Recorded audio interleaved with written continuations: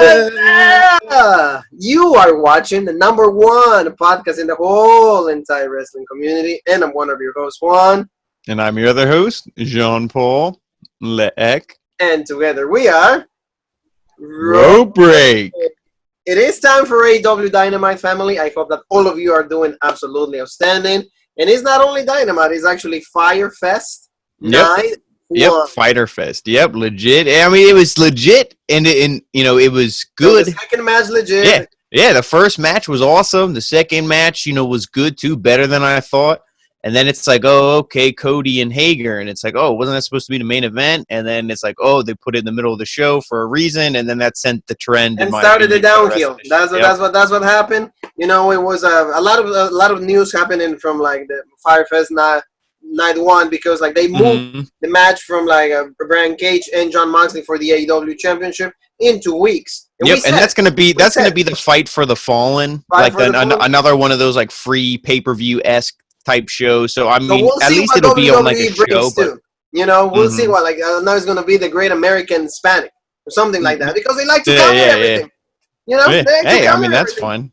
Yeah, if they put on a better show, they can counter all they want. No, for me, no, I don't like that. It's like if you are supposed to like worry about your show, don't be countering that. I mean they need to just worry about themselves. Worry about your identity? If anything, I would do a pay-per-view like how they have Fyter Fest this week and next week. I would have did the Great American Bash the following week. I would have just did it right that's fair competition. But of course, petty from both sides. I'm not gonna pick one. I agree. I agree with I'm an NXT mark. I'll admit it, but both sides are petty. Petty from both. Yeah, I won't. Yeah. So thank you so much for watching the video, family. Thank you for like all the comments, subscriptions. Thank you so very much for all of the love that we have. Jean-Paul, AEW Fyre Fest started out with Luchasaurus and Jungle Boy with Marcus Stan, of course, going against MJF and Wardlow. This was a legit great match. Yeah, this was a good match. I mean, and it started off hot. MJF came out. He cut a promo. He even cut a promo on Jungle Boy's dead father. Luke Perry, I think it is, his father. Yes. He says, like, you should be, like, counting the money that your dad left you. Yeah, so, like, legit stuff. And they came out. I do like how they didn't wait for their fireworks. They didn't do the normal fanfare posing. They got right into the ring. I would have liked to see a little more aggression right away. Like, dude, you talk about, like, a father like that, whether it's a work or not. Like, dude, you should be in that ring beating the hell out of him. But the match was really legit, good stuff. There was a couple spots that I was like, it's one of those, like, the 10-second pose, like Edge and Christian, but, like, how 3 times as long you just wait for a guy to hit you. The flow, where, at times it's not too good, but it's because I noticed that between Wardlow and Luchasaurus. Because they're big, it takes 1 or 2 second delay to get the move. But that was me. I mean, the rest of the match, I thought it was a fantastic match, and maybe a little 50-50 booking. We see the faces win, the heels win, faces win, heels win. I would have liked to see the heels win again here, just to establish something, because I feel like if Brian Cage wins, even if he wins or loses, the next challenger for whoever is the AEW champion needs to be MJF. MJF needs to be the guy. So like we'll see what they do. But like you said, really cool spot. Jungle Boy did a reverse hurricanrana. That was awesome. Wardlow did a few nice moves also. Like he threw Marcus Stan onto like Jungle Boy. Luchasaurus did pretty well also. Like at the end of the match is like MJF was gonna hit Jungle Boy, but like he avoided, and then he gets right away like next to Wardlow, and he's like, "Can you do anything right?"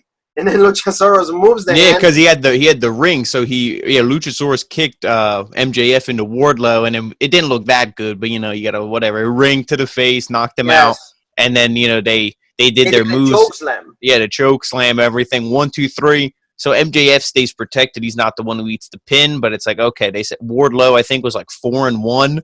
Now he's like 4-2. So it's like that's really not that good of a record. He did a pretty nice swanton bomb too. Oh, yeah. Wardlow, I think, is legit. I don't think he's really going to get a push until he breaks away from MJF. Yes, I mean, they're setting it up. Maybe just, getting him acquainted, like kind of like giving the rubs, I think that's what it is. But like you said, like if it will be in a singles run, hopefully they do justice to the guy, although there's so many big dudes. So I don't know how long that will take. Oh, yeah, but overall, this was a great opening match, and I mean, for me, I don't mind the 50-50 that much. Why? Because Luchasaurus also, deserves the win. Mm-hmm. They need to keep them semi-hot. for what's to come. I don't know what's to come for them either, because maybe they might be stretching this feud for all we know. Yeah, they might, because, like we saw later in the show, it's like Private Party's the #1 contender. So it's like not even the, Jurassic Express. They can't get shit. No, yeah, so they went to a legit tag. I mean, two guys that are really like high in the ranks, and they don't get anything. But that's AEW, sometimes, to me, the biggest mistake that they have is the booking. That's all there is. Who wins and how. That's the main issue that they're having. And that's been the issues with wrestling companies throughout history, is who's in charge of the book. That's what makes or break a company. We had Lechampion on commentary. That was semi-decent. For me, unnecessary, because they rely on Jericho way too much. Yeah, you can't. Yeah, you always hear three people complain constantly. Oh, WWE's 3-man commentary is bullshit, and then AEW brings out a fourth person, and it's like, no, it's just as bullshit. All the it's too many people. It's too many people trying to talk. To me, it's just like, don't rely on Jericho that much. It's like, okay, Jericho's cool. We love it. I love the Lechampion, but like, come on, don't. Oh, it's over. He's just rely on him on anything. You could say he's almost overexposed. Yeah, well, that's what I mean. Like, by me saying that is like, it's the overexposure, because like you don't need him in the commentary. Why? He has a match next week. Let the guy rest. Yeah. So moving along, John Paul, a really great women's match, way better than we thought what was gonna be. Penelope Ford from Philly, PA, against Hikaru. Yeah, according to Justin Roberts, I hear Hikaru Shida, but that's whatever. Really great match. Penelope did a lot better than what we all thought. So like she's really like putting her name out there. Oh yeah, and it's Penelope with Hikaru Shida pretty well. Is she Tessa Blanchard? Is she Rhea Ripley? Is she Io Shirai? No. But is she better from when we first saw her? Yes. So as long as she keeps getting better, that's all you can ask. Like people are like, oh, the AEW's women's division is shit. It's like, well, it's not the best, but they're getting better, and that's all you can ask for, is that they're getting better. And this match was good. I didn't think this was going to be as good as Shida and Rose. I would say it's right up there, for what AEW's women's division, what they presented so far. It was good. She hit. I don't like how she hits a stunner. I mean, she doesn't hit it like the traditional, like a Stone Cold stunner, but like first stunner Ford hit. 2 stunners, yeah, I thought the first one she hit looked bullshit, but I just love like the flexibility when she came off the rope, and then she did like she bent backwards. When she did like a drop kick, and then she avoided it, and she like bent backwards. Yeah. I mean, that stuff was really cool. It added to the match. And it was good. The right woman won. Tons of near falls. I have to say to counter that, it's just like people are is the stunner, but it's not Stone Cold stunner, so that doesn't mean it's supposed to finish anybody. Yeah, I just thought it looked weak. It like when she hit it, and that could be, and like part of it was Ford. It was both. I mean, you're not just gonna be like, oh, Ford hit a bullshit, because how hard is it to hit a stunner? It's mostly how you sell it. Yeah, I don't think Shida sold it very well either. And Hikaru didn't do a good job of doing it. So like, but like, I mean, Kevin Owens using it is like, come on, it's like, it's just the stunner, now where's Kevin Owens right now? Did it work for him to use the stunner? No. I'm sorry, Kevin, but no. It's the Stone Cold stunner, and but Hikaru at the end wins. Like she retains, like we all thought. Although, like I said, there were many spots that I'm like, okay, they're gonna put this. Yeah, and I don't like how. I mean, it kind of reminds me how like New Japan books it, where she she hit the knee, which is one of her finishers or signatures, and then she hit the Falcon's Arrow, and she kicked out of that. And then she just hits another knee and pins her. Like, I get it. It's like, oh, she used her last bit of strength to kick out, but it's like, you just had to hit your finisher like twice. It's like lately she has that to finish. Yeah, because like the Falcon Arrow is not even a finisher, because if you see it, for example, with Nyla, if you see it with Penelope like the first time, like she does the Falcon and everybody kicks out.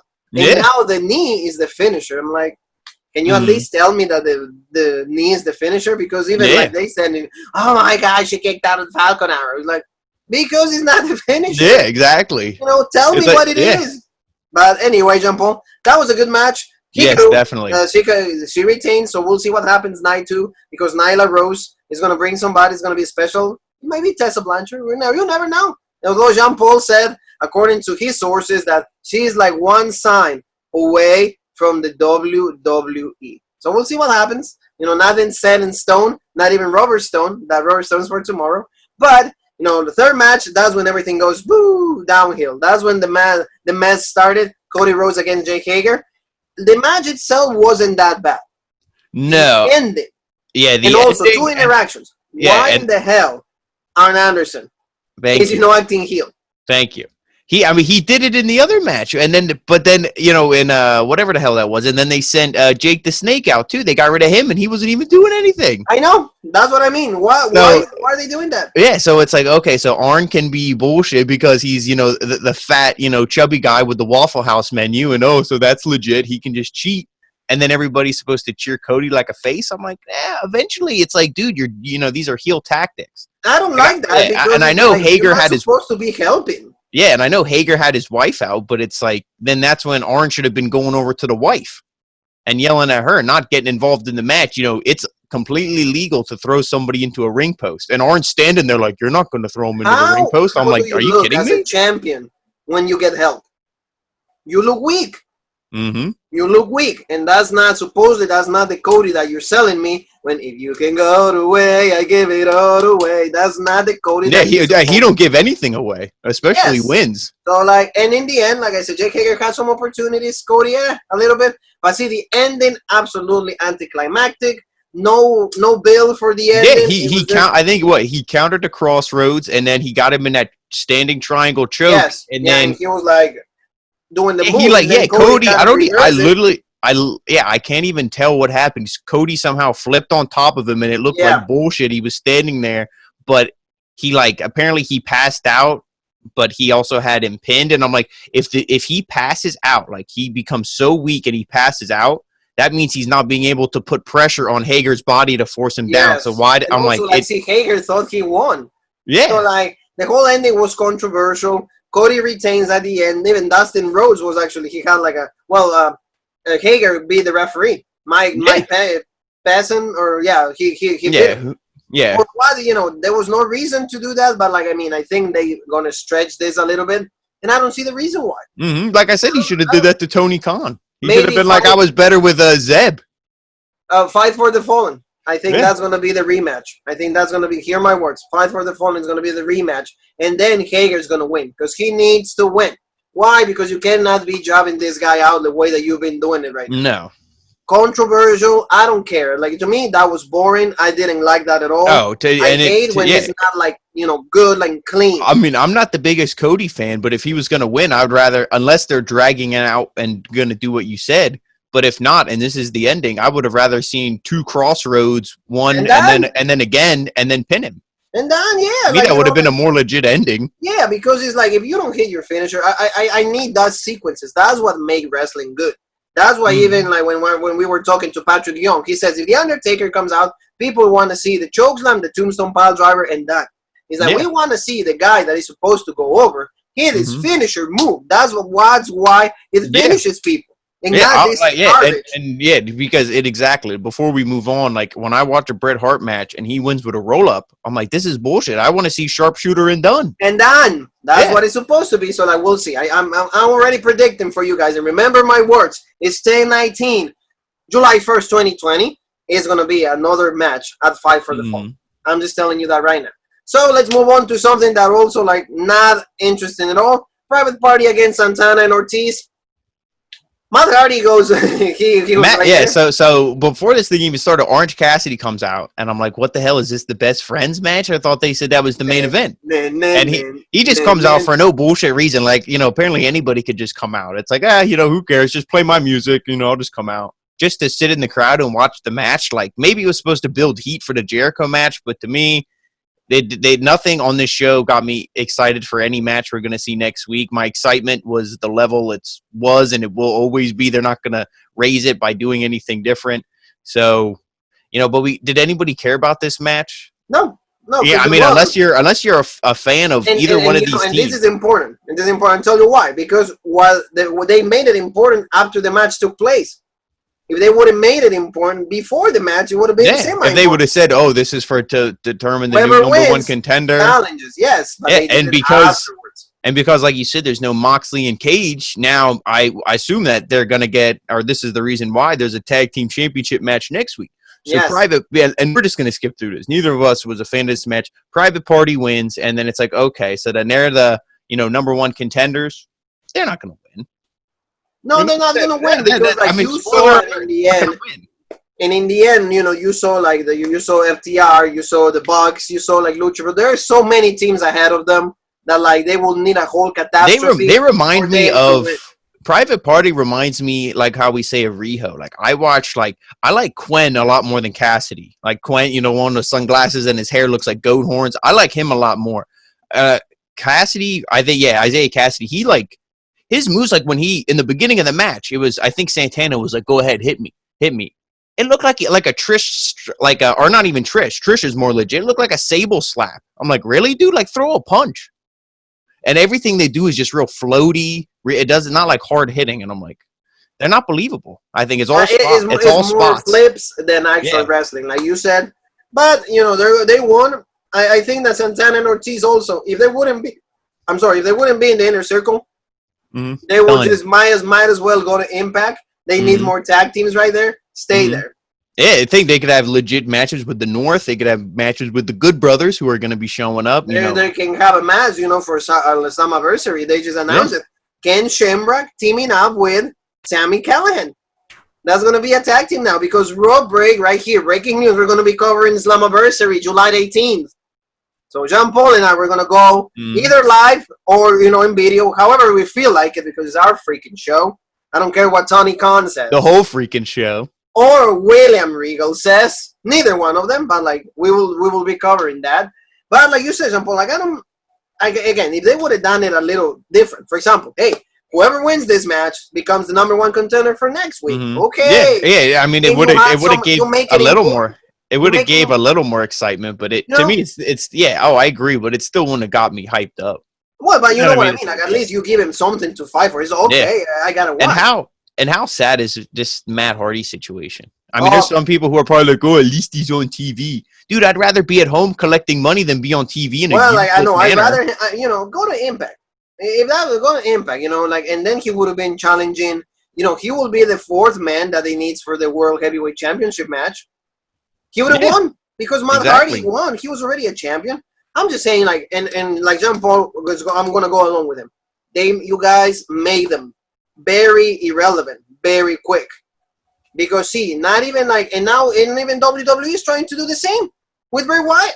So now everybody can put like several like personalities. Oh yeah, and to me, Matt Hardy was hotter in those 3 weeks with Randy Orton than he has been in the past 4 or 5 weeks on AEW. Like, see the broken broken gimmick, and you fight that for years. You spend all that money for this. Yeah, I'm telling you, that gimmick is supposed to be either like you said, 100% in it or 0% in it. You know what I mean? Don't even attempt to do anything with it. Yep. They completely dropped the ball, and the ball exploded to a million pieces, and there's no way they can pick them all up. No, because, instead of, like, fixing it, you kept messing it up even more. Yep. So, and we've been in that situation, when, like, no response, yeah. Yeah, there's no more words. Let's say no more words. Yeah, along with Jeff. So, like, main event, tag team championship match, Kenny Omega and Adam Hangman Page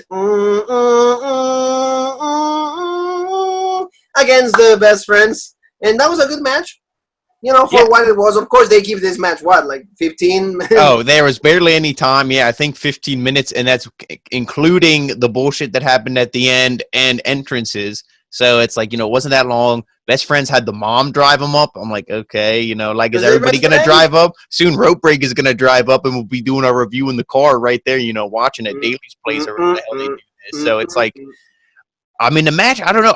I really wanted to like it. It was just, I don't know. It wasn't bad. I wasn't like, oh, this is bullshit. This was a bullshit spot, wrong winners. No, like I said, apparently they're not doing the split between Hangman and Kenny. They're all in on this tag team. I would have did the split, turned Hangman heel, and have Hangman beat Cody for the TNT Championship, but that's just me. That would be legit. That would be a good idea because that would make Hangman even better. Yeah. Because you already wasted Archer. You already wasted Hager. And it's more, the more, Starks. the fraction in the elite, you could say. But, I mean, hey, they're all in on the tag team. It seems like Hangman's more leaning towards, back to babyface than heel. I thought the Best Friends should have won this match if you would have asked me 3-4 weeks ago. But then leading up to it, it's just there was no excitement, no fanfare for this match. There was no build, no promos, nothing like, oh, we're the Best Friends. People might think we're all fun, but we're serious. We really want to win. Having these titles would mean the world to us. No promo like that. It's just a match like, oh, here we go. And they win. And the next week, oh, Private Party, here we go. Like, when you have zero buildup, and we say this about WWE, when there's zero buildup, there's no investment. Oh yeah, and like I said, they gave just like 10 minutes. That's what it was. Yeah. And like you said, there were like 2 or 3 minutes that they needed to do. Like FTR needed to come out, and also like the Bucks needed to come out. And actually, Adam Handman Page goes and hangs out with FTR, and Kenny Omega stays by himself. So it's still a little bit of like unclear things. Yeah, and don't get me wrong. I mean, hey, I like FTR. You know what I mean? Like I'm wearing the shirt, but I'm wearing the shirt too. Like this is FT Juan, but you know. Yeah. Well, I think one of them just wears a white T-shirt, Yeah, so you know that's FT. But I just hate how it's like, you know, in promos they're like, we're the most badass heels, blah blah blah, and then they come out and they're like baby faces. You know, you celebrate with the baby. If anything, they should have laid out Kenny and Hangman as soon as the match was over. Not been like, let's drink a beer. Like, that's what I mean. The booking, whoever has the book, please take it away. Well, and all like stuff that I did like from the match is like the best friends. They hit their finisher, like one that looks like the dead eye, and then Chucky T jumps and like pushes it. That was really cool. But Omega saved that, and then Adam Handman Page did the dead eye. Oh yeah, I think they called it I think it's called Storm Zero or something. I think it's the Storm. Yeah, Tony Storm. I'm not talking about Tony Storm because I'm still. I'm pretty sure that's what they call it though. I think it's true. No, it is true. It is true. But you know, there's too much juice on that Tony, so I don't give 2 fucks about what the hair situation is right now. Okay, yeah, go on. Do the like McIntyre did to like Ziggler. Yeah. Yep. Throw it all out. So I don't care. Throw it all away. I throw it all away. So that's the show is bullshit. Well, it was, like I said, it was a decent match for what it was, but in the end, Kenny Omega and Adam Handman Page retained. Yeah, and they didn't even hit their finisher. I think he just hit the buckshot. I believe it was on Trent. Yeah, well, then he did the dead eye. And then he did another move, and that was it. Yeah, and it's like it wasn't the buckshot layer into the V trigger. No, I think he just hit the buckshot because there was no combo. That's what I mean. They didn't hit the last call. It should have been the last call, 1, 2, 3, and done. But there was no call, so you know. But yeah, family, that's night 1. Taz came out also. For the ones that don't know, Taz is saying that Jon Moxley and Brian Cage is going to take place in 2 weeks because of the situation with Jon Moxley. They're still unsure because Renee Young had a big announcement to say today. What was it? A cookbook. He's going to be cooking now. You know, is not pregnant. She's not recovered from COVID. She's not. I mean, hey, if she can write the cookbook, but like until she's clear, I'm not eating any of that cooking. She's she's not joining AEW. The big announcement is that she is gonna have a cookbook with all the the dirty deeds is gonna be one of the recipes. Paradigm Shift is gonna be another recipe. The Shield is gonna be another recipe. Moxley, Death Rider. The Death Rider, and unscripted violence and back. What was he called in the indie? Something like the Booby Master or something? Do you remember? Do you ever hear about that? Or no? Yeah, it's something like that. Something like the Booby Master. So I'll have to. Yeah, we'll confirm. I'll confirm it tomorrow for everyone who. There you go. For the family, Jean Paul has that name confirmed. It's going to be for the NXT review. But this wraps it up for this week, family. Next week we have Chris Jericho against Orange Cassidy. We have the tag team match one more time. It's going to be the champions, Omega and Page against Private Party. We're going to have the Lucha Bros, Butcher and the Blade going against Bucks and FTR. And we're going to have Nyla Rose probably introducing, according to me, Tessa Blanchard, according to John Paul, is going to be Tony Storm. So, I didn't say shit. According to me, it's going to be some, big swole. It's going to have like some Abaddon or something okay. It's going to be maybe Abaddon. We'll never know. So, family, thank you so very much for watching the review. Thank you for all the support. Please comment. If you don't agree with us, just say it. Feel free to call us out. Yeah. I mean, if you thought Cody, the ending to that match was super legit. I mean, hey, maybe you were watching different. Yeah, we don't hide from anybody. We're right there to talk, to conversate, because wrestling should unite us. Shouldn't be to separate us. So tomorrow, what it is? It's gonna be the Great American Bash, night 1, because of the pettiness from both. And again, I said both, not one, both. So, don't forget, Jean-Paul, where they can find us on the social media world. You can find us on Facebook, Instagram at The Original Rope Break, Twitter, The OG Rope Break, and right here, like Lechampion said it twice, for the meat and the potatoes, right here on the He's watching, that's why. He knows. Yeah, I mean, we'll get surprised if soon we're going to be in Talkies Jericho. Yeah. So, family, thank you so very much for everything. Like I said, tomorrow is NXT Great American Bash Night 1. So we got lots of good stuff. At least I'm happy because somebody that I truly appreciate from Wales you know, has a championship match. I'm not revealing who it is. You guys, if you guys know wrestling, you will know who it is. But you know. So Jean Paul, you and me have one more thing that is left to say, and it's not 11 to 7 tomorrow. What is it, Jean Paul?